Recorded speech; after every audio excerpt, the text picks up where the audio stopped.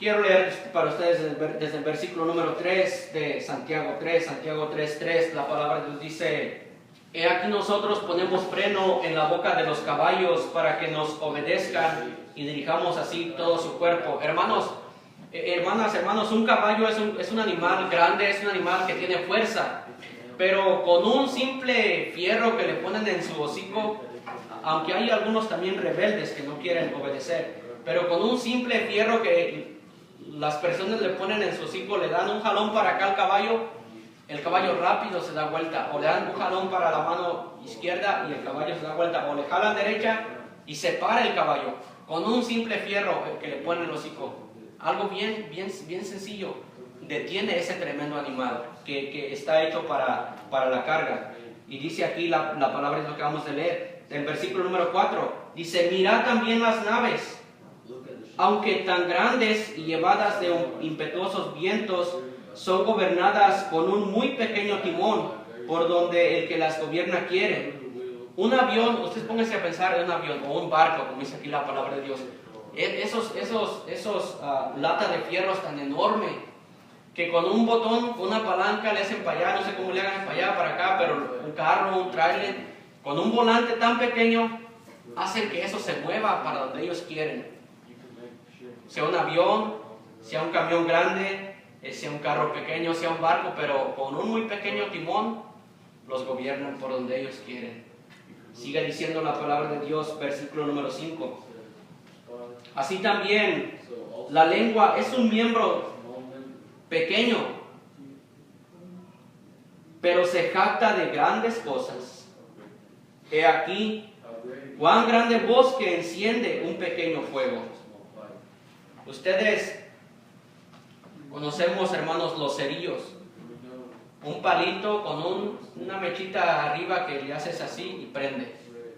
O un encendedor. Le hace así y prende una chispa. Pero si ese cerillo o esa chispa, usted va a una estación de gas y con ese pequeño cerillo prende allí, usted puede quemar todo Lincoln, porque el gas va a correr por las tuberías y puede destruir todo Lincoln con eso tan pequeño. Pues la lengua es lo mismo. Es un miembro tan pequeño, pero se jacta de grandes cosas. Y sigue diciendo el versículo número 6, y la lengua es un fuego. Dice, un mundo de maldad. La lengua está puesta entre nuestros miembros y contamina todo el cuerpo e inflama la rueda de la creación, y ella misma es inflamada por el infierno. Yo no sé todo lo que quiere decir el verso número 6, donde dice que inflama la rueda de la creación y ella misma es inflamada por el infierno. Yo no sé qué quiere decir eso, pero a lo que yo estoy pensando ahorita es que con nuestra lengua podemos dañar a todas las personas que nos rodean. A todas las personas que nos rodean. Porque toda naturaleza de bestias y de aves y de serpientes y de seres del mar se doma y ha sido domada por la naturaleza humana. Pero ningún hombre puede domar la lengua, que es un mal que no puede ser refrenado, llena de veneno mortal. Ahora, el verso número 8, podemos tener una buena excusa. Bueno, hermano, ahí está, nadie puede domar la lengua, así que decía mi mamá, démosle vuelo a la hilacha, vamos a hablar de que se nos ponga enfrente. Ahí dice, nadie puede domar la lengua. ¿Verdad que sí dice eso? O yo lo veo mal, ¿verdad que sí dice eso? Entonces, vamos a... Dios sí puede, Dios sí puede. Por eso dice la palabra de Dios allá en Romanos 12, que presentemos nuestros miembros a Dios. El Señor, aquí está mi lengua. A veces mi lengua dice tantas cosas. Dice que presentemos nuestros cuerpos. Y también allá en Romanos 6 dice que así como para iniquidad presentarse vuestros miembros, dice que ahora los presentemos a Dios para santificación. Decirle, Señor, mi lengua, yo no puedo domar mi lengua. Me gusta hablar de los demás. Me gusta andar en chismes. Preséntese la hermana al Señor. Preséntesela al Señor. Dile, Señor, frena mis labios. Dice la palabra de Dios, pon guarda en mis labios. No quiero estar haciendo daño a los demás. Escuché decir un testimonio, hermanos, que llegó una mujer a la iglesia nueva y se sentó en cierto lugar del templo y se empezó a sentar con hermanas o hermanos de la iglesia. Luego esa hermana viene al pastor y le dice, pastor, ¿usted conoce al hermano fulano de tal? Claro que lo conozco, es miembro de la iglesia. Pues este hermano me dijo esto y esto y esto y esto. Y el pastor dijo, muy bien hermana, gracias por avisarme, yo voy a hablar con el hermano o con la hermana. El pastor habla con la persona y la persona dice, ok hermano, está bien, ok, si eso le dijo, está bien. Y la hermana que ya estaba en la iglesia, pues fue sabia y no dijo nada. Pero resultó que esta mujer, a la persona que se estaba sentando, a cada una de las que se sentaba a la par de ella, la metía en problemas. Y venía el pastor, la fulana me dijo que esto y esto y esto. Hasta que el pastor se dio cuenta y dijo, yo creo que la que está en problemas es ella. Porque a todos los que se sentaban a la par de ella los metía en problemas. ¿Saben que tenía un problema en su lengua? Tenía un problema con hablar de los demás. Tenía un problema de andar en chismes. Y eso estaba dañando la iglesia. Estaba dañando la iglesia. Pero si nos presentamos, hermanos, a Dios, Dios puede domar nuestra lengua. Amén. Y no piensen, pero ahora de qué voy a hablar, porque hay mucho de qué hablar. La mentira no debe de ser nuestro pan diario. Siempre, hermanas, siempre que debemos cambiar algo, debemos reemplazar ese vacío o ese espacio con algo. Cuando la hermana quita un florero de un lugar y lo tiene ahí por tiempo y está el florero allí, ella decide quitarlo y siempre se va a recordar, ese lugar está vacío ahí, tengo que poner algo ahí. No va a poner el florero, va a agarrar otra cosa, una foto y la va a poner allí en el lugar. Si nosotros nos presentamos a Dios y nos gusta andar hablando de los demás, si nos gusta andar de chismosos o chismosas, nos presentamos a Dios, Dios nos puede quitar eso, pero tenemos que llenarlo con algo más. ¿Por qué no agarramos la Biblia y nos podemos a meditar en la palabra de Dios? Y eso se va a ir, y eso lo va Dios a quitar. La meditación de la palabra de Dios, hermanos, hermanas, es un buen remedio. Usted lee una porción de la palabra de Dios y está durante la tarde meditando. Y usted no va a tener tiempo para estar pensando en lo demás. Y cuando el diablo venga y le haga pensar mal de algún hermano o hablar de algún hermano, va a decir, no, la palabra de Dios dice que no. La palabra de Dios dice que no. Entonces, acabamos de ver, las mujeres no deben de ser chismosas. Versículo número 9, vean lo que dice la palabra de Dios. Con ella, con la lengua, bendecimos al Dios y Padre, y con ella maldecimos a los hombres que están hechos a la semejanza de Dios. De una misma boca procede bendición y maldición. Hermanos míos, esto no debe ser así. ¿Acaso alguna fuente hecha por una misma abertura agua dulce y amarga? Hermanos míos, ¿puede acaso la higuera producir aceitunas o la vid higos? Así también ninguna fuente puede dar agua dulce y amarga. O, como quisiera yo que de vez en cuando abro el tubo de la casa, pusiera el tubo y me saliera un vaso de Coca-Cola, pero siempre es agua. Siempre es agua, y siempre el mismo sabor. Dice la palabra de Dios, ¿acaso una misma abertura puede dar agua dulce y amarga? No puede. O es Coca-Cola o es agua. Pero no va a salir unas veces Coca-Cola y otras veces agua. Así debe de ser con nosotros. Dice la palabra de Dios, hermanos míos, esto no debe ser así. O vamos a dar agua, o vamos a dar Coca-Cola. O vamos a glorificar a Dios, o vamos a alabar a Dios, o vamos a glorificar al mundo y vamos a alabar al mundo. Pero siempre debemos de tomar decisiones. Siempre. Cuando la palabra de Dios es predicada, cuando la palabra de Dios es enseñada, debemos de decir, Señor, me estoy dando cuenta que aquí estaba mal. Por favor, aquí estoy. Por favor, te pido que me ayudes. Les dijo Josué, decidíos, ¿a quién vas a seguir? ¿A los dioses o a Dios? Siempre, hermanos, hermanas, siempre el cristiano debe de tomar decisiones. Cuando la palabra de Dios es predicada, siempre. A menos que ya hagamos llegado, como dijo el apóstol Pablo, dijo, yo no he llegado todavía. Las ancianas no deben ser calumniadoras, las ancianas no deben ser esclavas del vino. Ha habido discusión sobre este versículo entre los que sostienen la abstinencia total y los bebedores modernos. La discusión se encuentra en la palabra esclavas. ¿Por qué introdujo Pablo este concepto de esclavas? Porque se requería una cantidad mayor de vino para adormecer los sentidos de una persona, debido al bajo contenido de alcohol de las bebidas de aquellas épocas.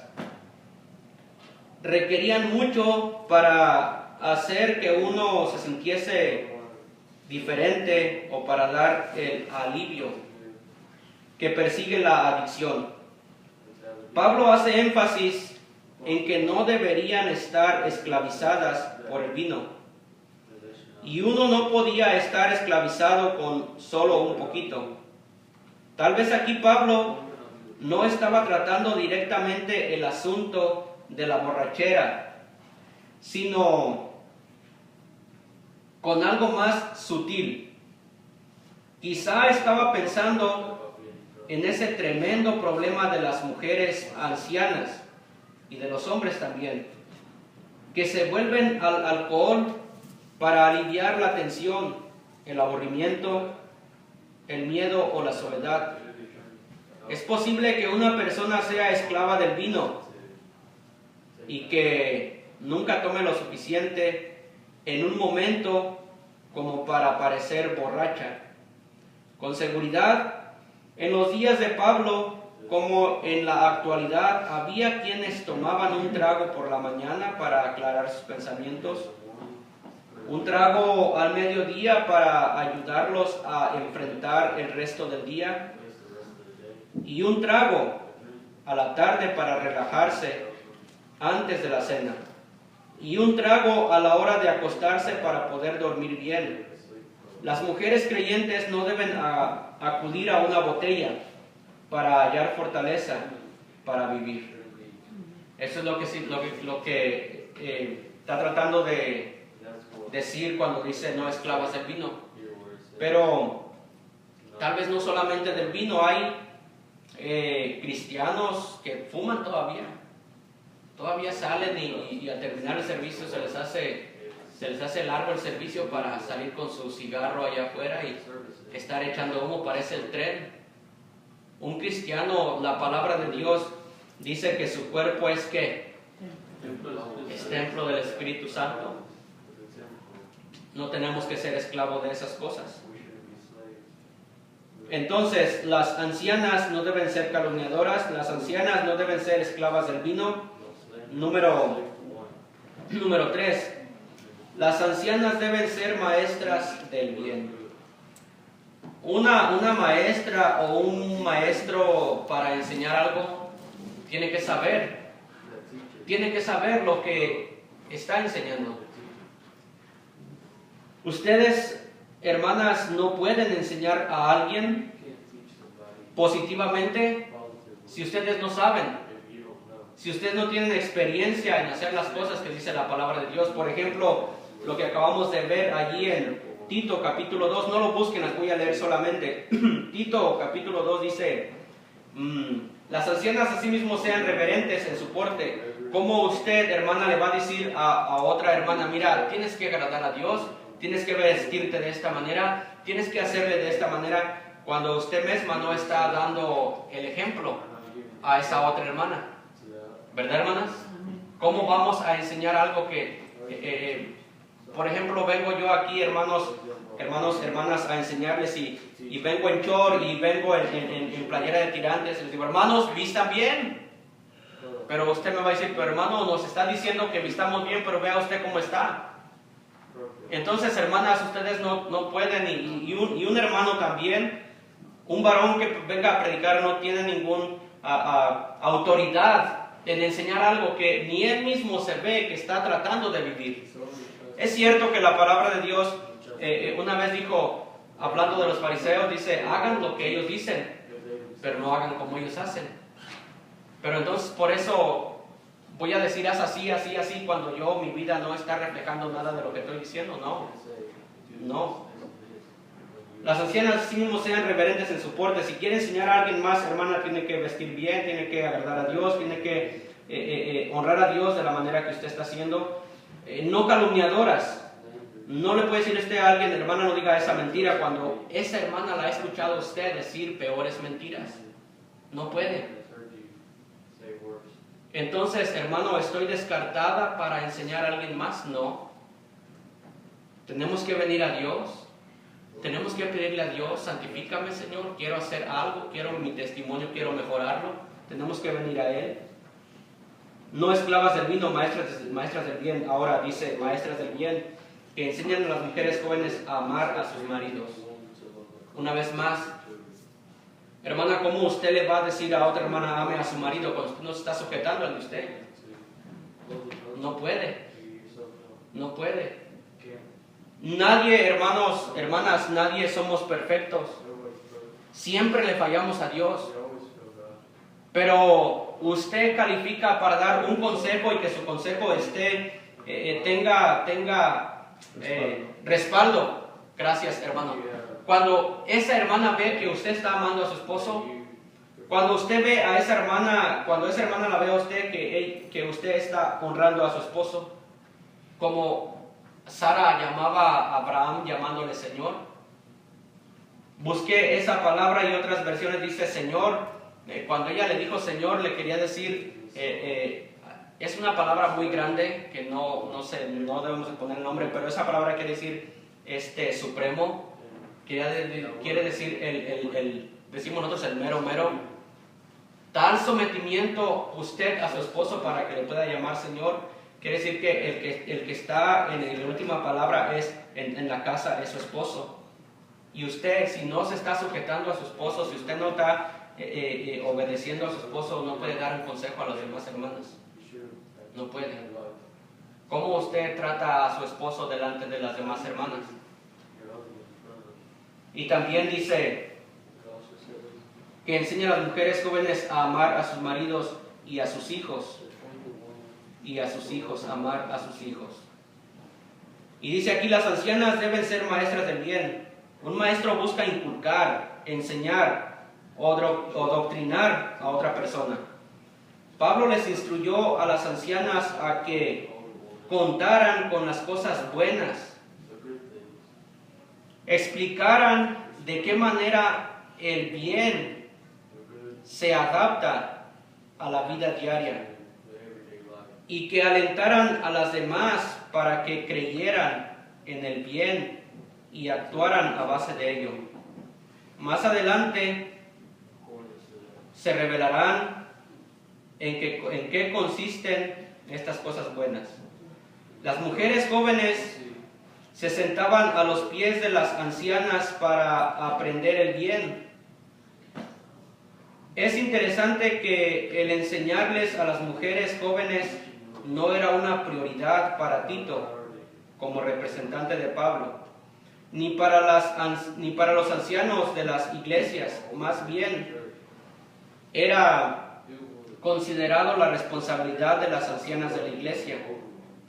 Los rasgos personales requeridos en las ancianas las prepararían para enseñar a otras y harían que las mujeres jóvenes las respetaran y estuvieran dispuestas a escucharlas. Dice aquí, hermanos, que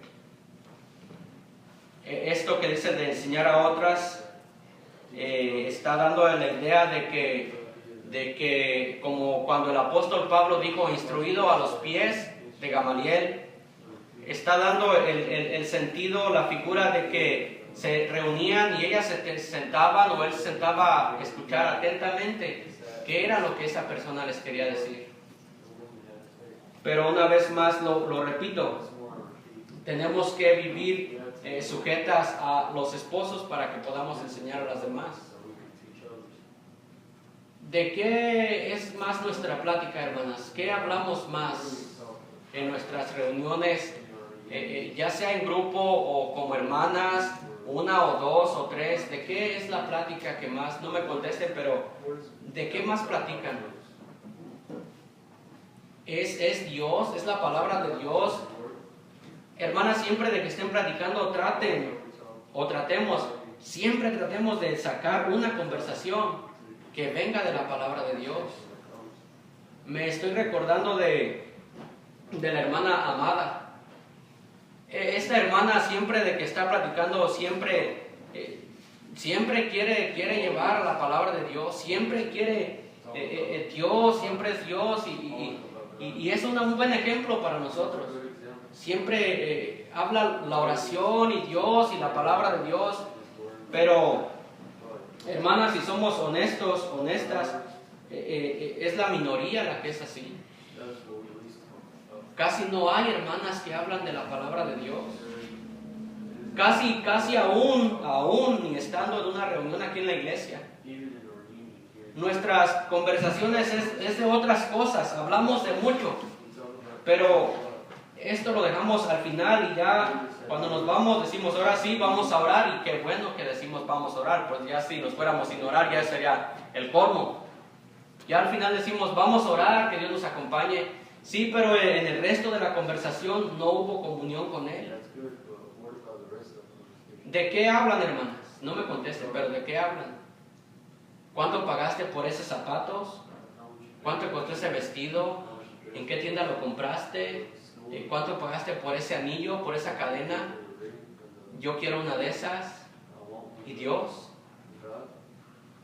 Yo les dije al principio que siempre estamos enseñando. Si nos reunimos, hermanas, y se reúnen y empiezan a hablar de tantas vanidades que no tienen nada que ver con lo eternal, y vienen hermanas nuevas y las van a estar escuchando y van a decir, bueno, yo pensé que eran cristianas, yo pensé que iban a hablar de Dios, de la palabra de Dios. Es bien importante, hermanas, que su conversación siempre salga a reducir la palabra de Dios. Amén. Amén. Es bien importante. Y no solamente las hermanas, nosotros hermanos también. También. Dicen que estaba una hermana y tratando de aconsejar precisamente a otra hermana más joven. Y le dice la hermana que ya tenía más tiempo en la iglesia, le dice, hermana, yo sé qué es lo que dice la palabra de Dios, pero hágale así, así, así, así. Tratando de tal vez inconscientemente, tratando de meter en problemas a su esposo con ella, porque ella la quería motivar a hacer otras cosas. Hermanas, en lugar de hacer eso, mejor, ¿por qué no dice, hermana, ¿usted cree que a su esposo le guste esto? Hermana, ¿por qué no le pregunta a su esposo antes de tomar esta decisión? Hermanas, precisamente no obliguen a nadie a tomar una decisión sin que esta mujer consulte a su esposo. No lo hagan. No lo hagan. Yo no sé, hermanas, yo creo que no es así, pero yo no sé cómo son ustedes. Pero mi esposa, cuando va a tomar una decisión, primero me tiene que decir así a mí. Y por favor no piensen que estoy encima de ella y dime todo, y dime todo, y dime todo. Yo no soy así. Pero sí, ella me dice siempre cuando va a hacer algo, ¿puedo hacer esto? Aunque muchas veces ella ya sabe que yo le voy a decir que sí. Pero ella pregunta. Pero no obliga a nadie a tomar una decisión en el momento sin que antes consulte a su esposo. Porque usted puede ser la causante de que en la casa haya problemas. Amén, hermanas. Amén. Es bueno, hermanas, aprender. Para las mujeres jóvenes, dice Tito capítulo 2, versículo 4 y 5, que enseñen a las mujeres jóvenes a amar a sus maridos y a sus hijos, a ser prudentes, castas, cuidadosas de su casa, buenas, sujetas a sus maridos, para que la palabra de Dios no sea blasfemada. Las cualidades dadas para las mujeres jóvenes se pueden dividir en dos grupos. Algunas se aplican específicamente a las casadas y las otras se aplican tanto a las casadas como a las solteras. Esto es para las mujeres jóvenes. Número 1. Las mujeres creyentes jóvenes deben amar a sus esposos. Las mujeres siempre han enfrentado el problema de la luna de miel.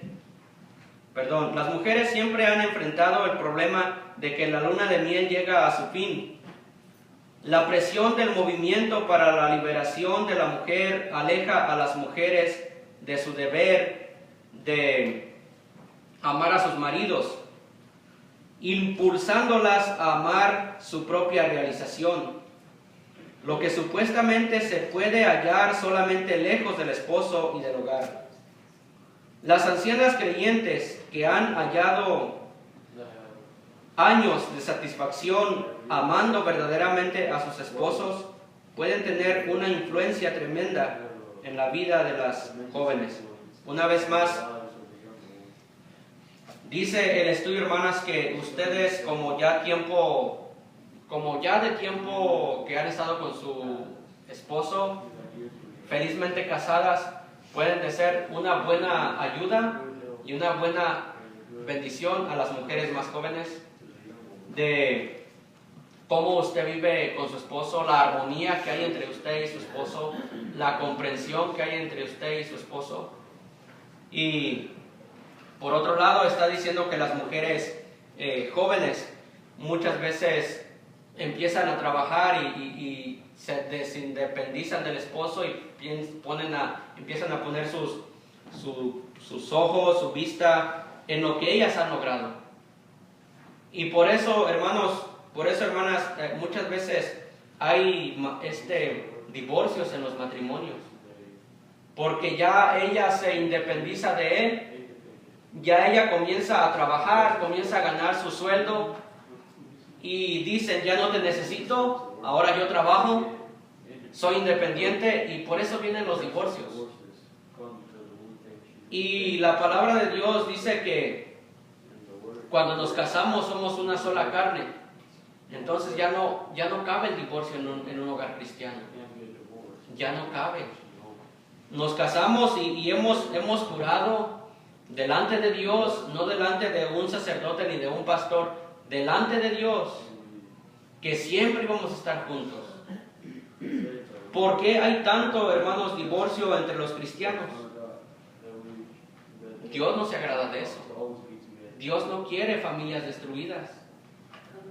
Por eso es, hermanos, que aquí en nuestra iglesia tenemos en una hoja cada matrimonio de la iglesia. Porque no importa si seamos jóvenes casados, o tengamos mucho tiempo de casados, o medio de casados, el diablo no va a respetar. El diablo no va a respetar, hermanos, hermanas, y por eso tenemos que estar atentos, siempre presentándonos a Él, siempre dependiendo de Él, siempre sumisos a Él. Nunca, hermanas, nunca, hermanos, nunca depender de nosotros mismos, de lo que sabemos, y dejar a Dios a un lado. Siempre debemos, hermanos, hermanas, siempre debemos de morar bajo el abrigo del Altísimo, como dice el Salmo 91.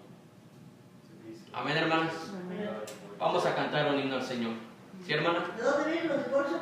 ¿Quién es el que destruye los matrimonios, hermano? Obviamente es el mismo diablo. ¿Y los hogares, hermano? El mismo diablo. Es el diablo, hermana, porque el diablo no va a querer familias felices. No va a querer familias felices. Siempre va a venir. Pues fue lo que hizo con Adán y Eva desde el principio. El diablo siempre desde el principio, y no ha descansado ni va a descansar hasta que sea atado por 1000 años en el lago de fuego. Pero el diablo siempre estará allí. Como les dije hace un principio, no importa cuánto tiempo tengamos de casado, poco, mucho o más o menos, siempre el diablo va a venir. Amén. ¿Sí, hermana? Yo le doy gracias, hermano, porque conocí a Cristo y el Señor nos guardó y nos ha guardado y el lunes cumplimos ya 35 años. Este lunes cumplimos ¿Oh, sí? los 35 años de casado y le doy la gloria a Dios Amén. solo por la misericordia del Señor. Así es, hermana. Bueno, pues por fe llegarán de matrimonios a ese día. Les felicito. Dios les bendiga. Vamos a ponernos en pie, hermanos. Vamos a cantar un himno y